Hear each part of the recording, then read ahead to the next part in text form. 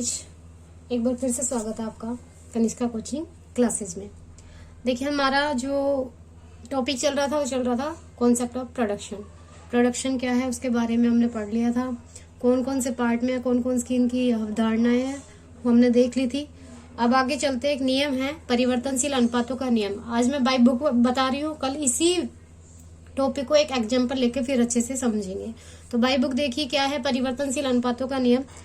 आधुनिक अर्थशास्त्रियों ने अल्पकालीन उत्पादन फलन के रूप में उत्पत्ति ह्रास नियम को सभी क्षेत्रों पर लागू होने का तर्क दिया है। कि जो आधुनिक अर्थशास्त्री उन्होंने क्या कहा, अल्पकालीन उत्पादन फलन है जो अभी आपके टॉपिक से यानी कि आपके सिलेबस से हटा दिया गया है, वह उत्पादन फलन यानी कि उत्पादन और जो आपके फैक्टर काम में लिए जाते हैं उन सभी का आपस में जो रिलेशन पाया जाता है उसको कहते हैं उत्पादन फलन। और उत्पत्ति ह्रास नियम यानी कि एक चीज को बार बार यूज में लेते हो तो उसके बाद थोड़े समय बाद क्या होता है, उससे जो उपयोगिता मिलती है धीरे धीरे कम होती चली जाती है, उत्पत्ति ह्रास नियम हो गया। तो इनको सभी क्षेत्र में लागू होने का तर्क दिया है कि सभी क्षेत्र में क्या होता है, ये लागू हो जाते हैं। उन्होंने इस बात पर जोर देते हुए तर्क रखा है कि कृषि क्षेत्र की तरह कि उन्होंने इस बात पर जोर दिया कि जो कृषि क्षेत्र है उसकी तरह प्रत्येक उत्पादन क्षेत्र में यानी कि कोई भी उत्पादन क्षेत्र है उसमें एक परिवर्तनशील साधन की कोई भी एक परिवर्तनशील साधन आप लेते हो उसकी उत्तरोत्तर इकाइयां बढ़ाते हो। यानी कि मान लीजिए पहले आप एक इकाई यूज में ले रहे थे, फिर उसकी दूसरी इकाई यूज में लेते हो तो क्या होता है, एक सीमा के पश्चात उस साधन की जो सीमांत उत्पादकता है उसमें क्या होना लगता है, ह्रास होना प्रारंभ हो जाता है, जिससे कुल उत्पादन घटने लगता है। तो ये नियम है परिवर्तनशील अनुपातों का नियम। इसी नियम के हिसाब से क्या कहते हैं कि अगर हम एक परिवर्तनशील साधन है उसकी इकाइयों को लगातार बढ़ाते जाते हैं यानी कि एक के बाद एक बढ़ाते जाते हैं तो जो हमारी सीमांत उत्पादकता जो मिलती है हमें उसका क्या होने लगता है, ह्रास होने लगता है, यानी इसमें क्या होने लगती है, कमी होने लगती है, जिससे कुल उत्पादन क्या होता है, हमारा घटने लगता है। इसी नियम को परिवर्तनशील अनुपातों के नियम से जाना जाता है। तो कोई आपसे पूछे कि परिवर्तनशील अनुपातों का नियम क्या है तो हम कहेंगे कि अगर उत्पादन क्षेत्र में एक परिवर्तनशील साधन की उत्तरोत्तर इकाइयां बढ़ाई जाती है तो एक सीमा के पश्चात उस साधन की जो सीमांत उत्पादकता उसमें क्या होने लगता है, ह्रास होना लगता है, जिससे कुल उत्पादन क्या होने लगता है, घटने लगता है। इसी को हम क्या कहते हैं, परिवर्तनशील अनुपातों का नियम कहते हैं। तो इसको अच्छे से याद कर लेना, ये पूछा जा सकता है एग्जाम में कि परिवर्तनशील अनुपातों का नियम क्या है। अब अलग अलग जो अर्थशास्त्री उन्होंने अलग अलग क्या दिए, इसकी परिभाषा दी है। देखिए प्रोफेसर स्टिगलर ने क्या कहा है, यदि उत्पत्ति के अन्य साधनों की इकाई को स्थिर रखकर यानी कि जो अलग अलग साधन आप काम में लेते हो जैसे भूमि है, श्रम है, साहस है, जो भी आप साधन यूज में लेते हो उनमें से अन्य साधनों को स्थिर रखें और किसी एक साधन को काम में ले तो किसी एक साधन की समान इकाइयां जोड़ी जाए। तो क्या कहा, अन्य साधन को तो स्थिर रखा जाए और एक साधन की समान इकाइयां जोड़ी जाए यानी कि जो इकाई पहले में यूज में ली जा रही है उसी को दूसरे में।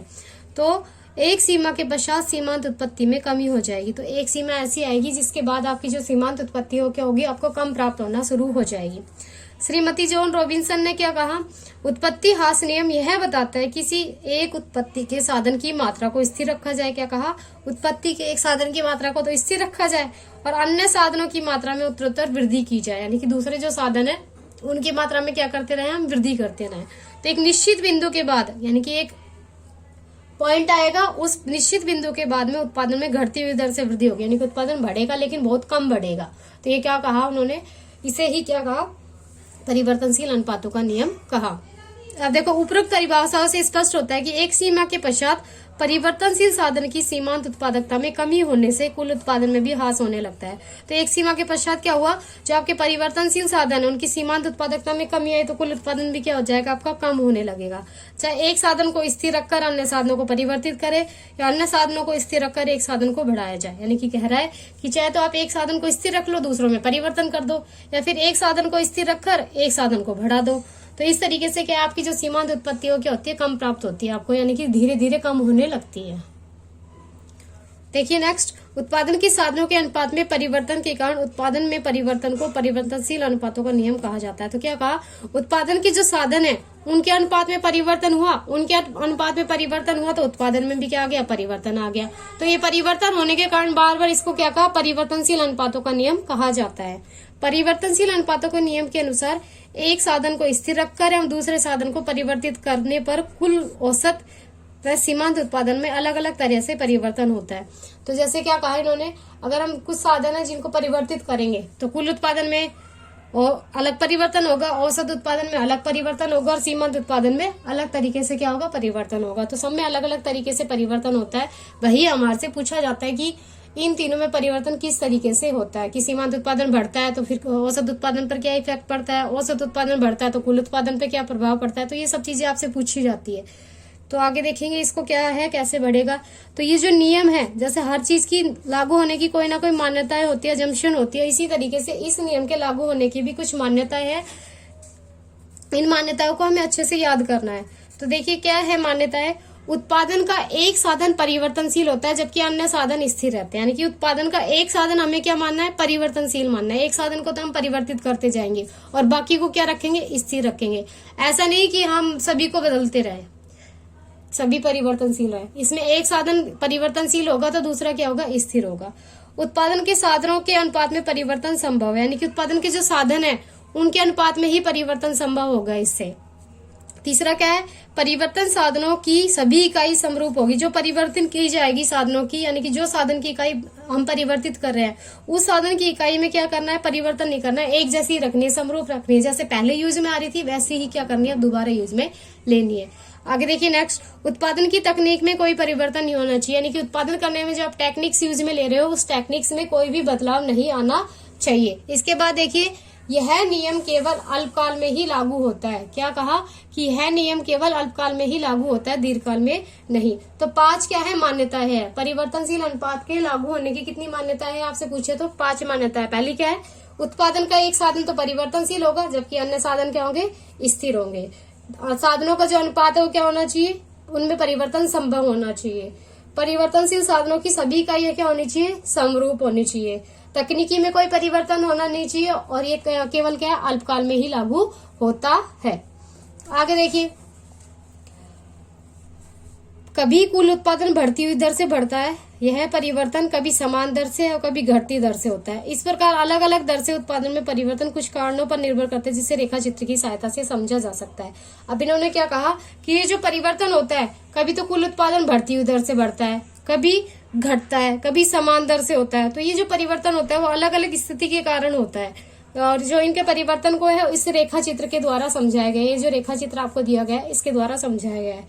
तो देखिए इसमें अलग अलग स्टेज दी गई है, 3 स्टेज दी गई है जो पहले हम हमारी बुक से कवर करते हैं, उसके बाद एक एग्जाम्पल के थ्रू आपको दूसरी वीडियो से कवर करवाएंगे। तो देखिए फर्स्ट क्या है, बाय बुक करके देखते हैं हम।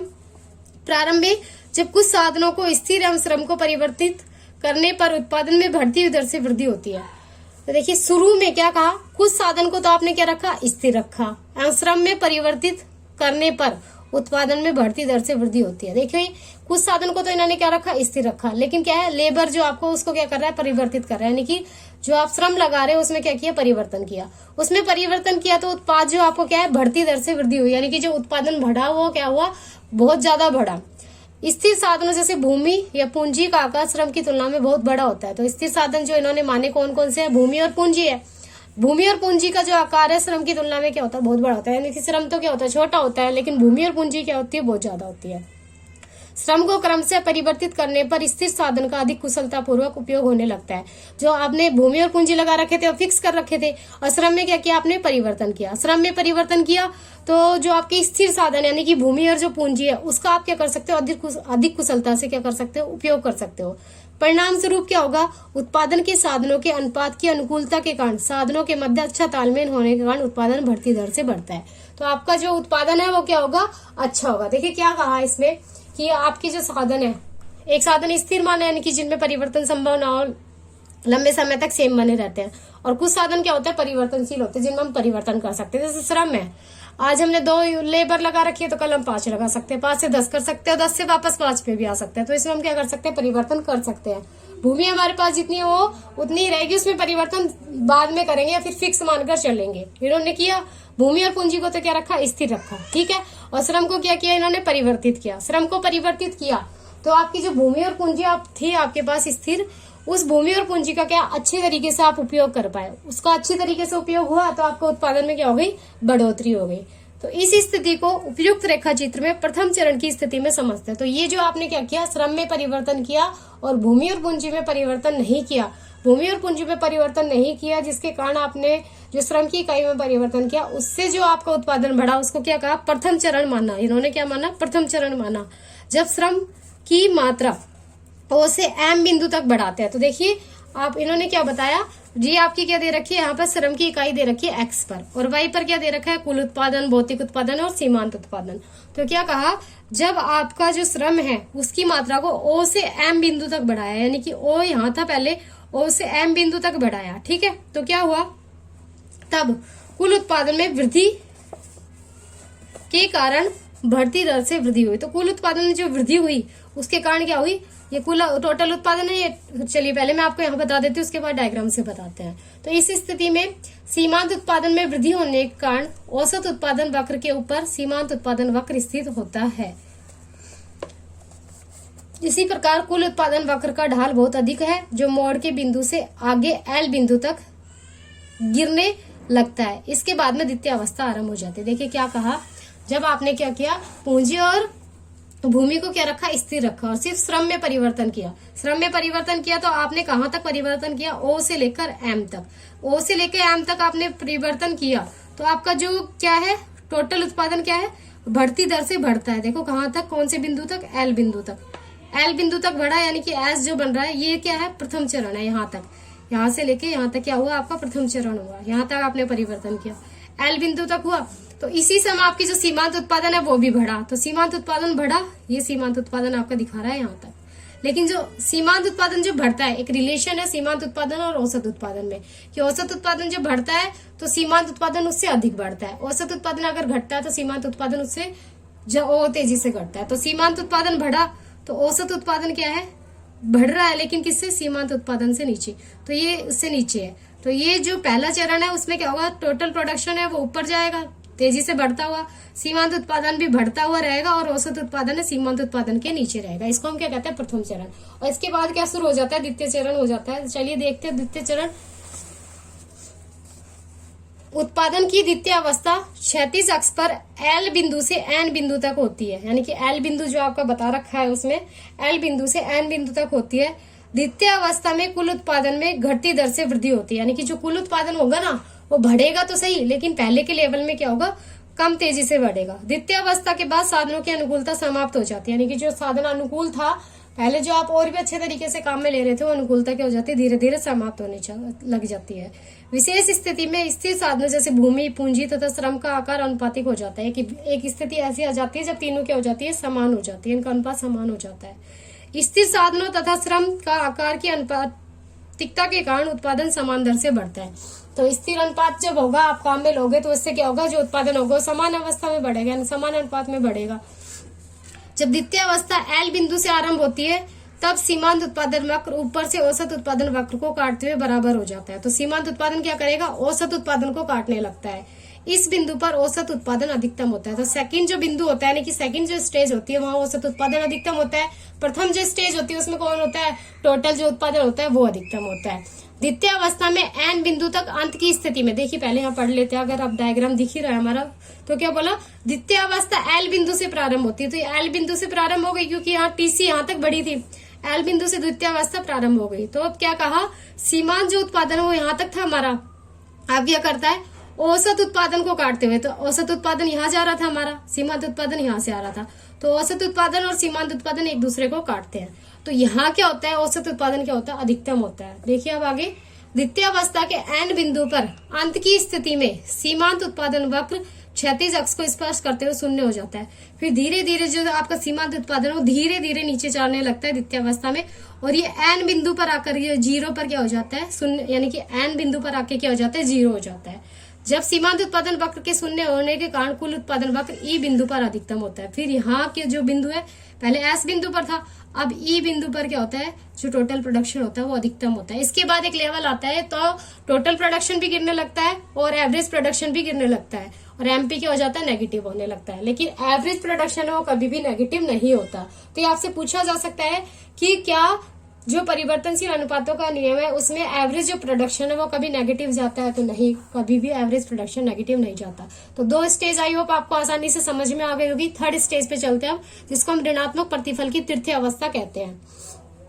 एक सीमा के बाद स्थिर साधनों तथा श्रम का आकार अनुपातिक नहीं रहता है। अब एक सीमा ऐसी आ जाती है कि जो अनुपात है उनका क्या हो जाता है, बदल जाता है। स्थिर साधनों पर श्रम का बहुत अधिक दबाव पड़ने के कारण यही तालमेल कम होने लगता है। अब जब स्थिर साधन क्या है वो तो फिक्स रहेगा, लेकिन परिवर्तनशील साधनों को आप क्या है बार बार बदलते रहे, बार बार परिवर्तन करते रहे, तो जिसकी वजह से जो स्थिर साधन है वो क्या पड़ गए, ढीले पड़ गए, और उनका जो दबाव है जो परिवर्तनशील साधनों का दबाव क्या है, बढ़ गया। स्थिर साधनों और श्रम के तालमेल के अभाव के कारण कुल उत्पादन में कमी होती है। अब स्थिर साधन और श्रम, जब देखिए आपका जब जैसे मान लीजिए मैरिड लाइफ है, हस्बैंड और वाइफ है, उन दोनों में तालमेल चलता रहता है, यानी कि अच्छी बनती है, अच्छा बॉन्डिंग रहता है, तो क्या है रिलेशन अच्छा चलता है, कोई लड़ाई झगड़ा नहीं होता। लेकिन जब बॉन्डिंग खराब हो जाती है उन दोनों के बीच में, तो तालमेल क्या हो जाता है, खराब हो जाता है, रिश्ता खराब होने लगता है। सेम उसी तरीके से स्थिर साधन और जो परिवर्तनशील साधन है उन दोनों में क्या हुआ, तालमेल अच्छा नहीं हुआ। तालमेल अच्छा न होने की वजह से क्या हुआ, कुल उत्पादन में क्या होने लगी, कमी होने लगी। उपरोक्त चित्रानुसार तृतीय अवस्था में जब एक उत्पादक श्रम में n बिंदु के बाद भी वृद्धि करता है, अब ये n बिंदु है, इसके बाद भी अगर वृद्धि करता है तब कुल उत्पादन वक्र ई बिंदु के नीचे गिरने लगता है। तो कुल उत्पादन जो ये ई बिंदु है उससे क्या होने लगता है, अब नीचे गिरने शुरू हो जाता है। श्रम में वृद्धि n बिंदु के बाद करने पर सीमांत उत्पादन वक्र के ऋणात्मक होने के कारण अब सीमांत उत्पादन क्या होने लगता है, n बिंदु के बाद ऋणात्मक होने लगता है। कुल उत्पादन वक्र ई बिंदु के बाद नीचे गिरने लगता है, और कुल उत्पादन वक्र ई बिंदु के नीचे गिरने लगता है, और एपीबी क्या होने लगता है, घटने लगता है। तो प्रथम अवस्था में तो क्या था कि जो टोटल प्रोडक्शन वो बढ़ती दर से बढ़ने लगता है, और जो सीमांत उत्पादन है वो भी बढ़ता है, और जो एवरेज प्रोडक्शन है वो एमपी के नीचे रहता है, यानी कि मार्जिनल प्रोडक्शन के नीचे रहता है। द्वितीय अवस्था में क्या होता है, जो औसत उत्पादन है वो अधिकतम होने लगता है, और जो सीमांत उत्पादन है वो धीरे धीरे घटने लगता है, शून्य पर आ जाता है, और जो आपका टोटल प्रोडक्शन है वो अधिकतम पे भी आ जाता है। फिर इसके बाद थर्ड जो आप फिर भी आप क्या करते हो, उसको बढ़ाते जाते हो, तो आपका तृतीय चरण क्या आता है, सीमांत उत्पादन क्या होता है, ऋणात्मक चला जाता है, एवरेज प्रोडक्शन घटने लगता है, और टोटल प्रोडक्शन भी क्या होता है, धीरे धीरे घटने लगता है। इस तरीके से 3 अवस्थाएं बनती है, जिसमें से सेकेंड अवस्था आपको क्या कौन सी अवस्था होती है, विवेकपूर्ण अवस्था कहलाती है। क्यों कहलाती है, क्योंकि देखिए यहाँ पर जो आपका एवरेज प्रोडक्शन है वो भी क्या होता है, अधिकतम होता है, और टोटल प्रोडक्शन भी क्या होता है, अधिकतम होता है। और सीमांत उत्पादन जो होता है वो धीरे धीरे घटने जरूर लगता है, लेकिन 0 से नीचे नहीं आता, तो ऋणात्मक नहीं आता, यानी कि ये अवस्था आपकी ठीक मानी जाती है। लेकिन जो आपकी थर्ड अवस्था उसमें तो ऋणात्मक आ जाता है, और टोटल प्रोडक्शन भी घटने लगता है, और एवरेज प्रोडक्शन भी घटने लगता है। और इसमें देखो तो आप फर्स्ट में तो आपका जो बढ़ता जरूर है, और सीमांत उत्पादन भी बढ़ता है, लेकिन एवरेज प्रोडक्शन उससे कम बढ़ता है। तो इस तरीके से प्रथम अवस्था भी सही नहीं है, और सेकेंड अवस्था भी सही नहीं है। सिर्फ कौन सी अवस्था सही है, थर्ड अवस्था। तो कौन सी अवस्था सही है, सेकेंड अवस्था सही है। आगे एक विवेकपूर्ण उत्पादन की अवस्था दी गई है, इसी टॉपिक को यहीं से देख लेते हैं। उसके बाद एक तरीके से हमारा चैप्टर फिनिश हो जाएगा, लेकिन फिर भी हम एक वीडियो के द्वारा जो आपका एग्जाम्पल लिखे हैं उसको, ये नियम है उसको आसानी से समझेंगे। तो देखिए क्या है, एक उत्पादक की विवेकपूर्ण उत्पादन की अवस्था उस स्थिति में होती है जब दी हुई लागत में उत्पादन अधिकतम किया जा सके। अब देखिए मैं पूछूं कि एक उत्पादक है वो उत्पादन कहाँ तक करेगा, जब उसकी लागत तो क्या है, न्यून है, और जो उसका प्रोडक्शन का जो लाभ है वो क्या है, अधिक है, तो वहां क्या करेगा, वो अधिक से अधिक उत्पादन करेगा। इस प्रकार एक दिए हुए उत्पादन की लागत न्यूनतम हो जाए। अब देखिए, एक उत्पादक की विवेकपूर्ण उत्पादन की अवस्था ही उत्पादक का संतुलन या उत्पादक का साम्य बिंदु कहलाता है। आपसे पूछा जाए उत्पादक का साम्य बिंदु या फिर उत्पादन का संतुलन किसे कहते हैं, तो उत्पादक की विवेकपूर्ण उत्पादन अवस्था को क्या कहा जाता है, उत्पादन का संतुलन बिंदु कहा जाता है। उपरोक्त चित्र के अनुसार द्वितीय अवस्था में एन बिंदु पर कुल उत्पादन वक्र के ई बिंदु पर एक विवेकशील उत्पादक अपने उत्पादन को अधिकतम करता है। तो ऊपर हमने जो डायग्राम देखा तो उसमें एन बिंदु से लेकर ई बिंदु तक, एन बिंदु पर कुल उत्पादन वक्र और ई बिंदु पर एक विवेकशील उत्पादक का जो क्या होता है, अधिकतम होता है, जो उत्पादन होता है वो। यदि उत्पादक द्वितीय अवस्था के एन बिंदु से कम मात्रा में श्रम की इकाइयों का उपयोग करते हुए उत्पादन करता है तो कुल उत्पादन अधिकतम मात्रा में एन ई से कम होगा। जो एन ई जो आपको बना हुआ है, यानी कि ये वाली जो लाइन बनी हुई है, इससे क्या हो जाएगा, कम हो जाएगा। इस प्रकार कुल उत्पादन अधिकतम नहीं होगा। इस प्रकार श्रम की ओएन मात्रा से अधिक इकाई का प्रयोग करता है तो सीमांत उत्पादकता ऋणात्मक होने लगती है। अब ओएन से ज्यादा बढ़ जाएगा, इधर से ओएन से इधर जाएगा तो सीमांत उत्पादक क्या हो जाएगी, कम होने लगेगी। और कुल उत्पादन अधिकतम मात्रा एन ई से कम रहेगा, और जो कुल उत्पादन है वो भी क्या हो जाएगा, कम हो जाएगा। अतः एक विवेकशील उत्पादक श्रम की ON मात्रा का उपयोग करते हुए उत्पादन की अधिकतम मात्रा NE का अनुकूलतम उत्पादन करता है। तो एक विवेकशील उत्पादक के लिए द्वितीय अवस्था क्या हो जाएगी, सबसे अच्छी रहेगी। उत्पादक की विवेकशील उत्पादन की अवस्था द्वितीय चरण मानी जाती है। प्रथम चरण में कुल भौतिक उत्पाद, औसत भौतिक उत्पाद और सीमांत भौतिक उत्पाद तीनों में वृद्धि होती है। अतः उत्पादक और अधिक उत्पादन करने के लिए प्रेरित होता है और द्वितीय चरण में प्रवेश करता है। इसके विपरीत तृतीय चरण में कुल उत्पादन, भौतिक उत्पाद और औसत उत्पाद घटता है और सीमांत उत्पाद ऋणात्मक हो जाता है और तृतीय चरण में क्या होता है, नेगेटिव हो जाते हैं। इस प्रकार उत्पादक तृतीय चरण में उत्पादन नहीं करेगा। देखिए पहले चरण में तो और करने की कोशिश करेगा और द्वितीय चरण में क्या उत्पादन को तृतीय चरण में उत्पादन को क्या कर देगा, बंद कर देगा। इसलिए कौन सा चरण अच्छा है इसके लिए, द्वितीय चरण। वह श्रम की इकाइयां ON तक बढ़ाकर E बिंदु पर अनुकूलतम अधिकतम उत्पादन बिंदु प्राप्त करता है। इसलिए आपसे पूछा जाए कि उत्पादक के लिए उत्पादन की कौन सा अवस्था उत्तम रहती है, तो कौन सी रहती है, द्वितीय अवस्था महत्वपूर्ण रहती है, अच्छी रहती है। तो आई होप आपको सारा टॉपिक समझ में आया होगा। आपसे एक रिक्वेस्ट है, वीडियो को ज्यादा से ज्यादा शेयर कीजिए और वीडियो को लाइक कीजिए। और अपना एक टारगेट है, हमारी वीडियो के व्यू कितना होने चाहिए, कम से कम 1000 होने चाहिए। तो हमारे वीडियो के व्यू को कहाँ पहुंचाना है, 1000 व्यू तक पहुंचाना है। तो कोशिश कीजिए और ज्यादा से ज्यादा इस वीडियो को शेयर कीजिए। तब तक के लिए घर बैठकर पढ़ाई कीजिए और स्वस्थ रहिए। Thank you.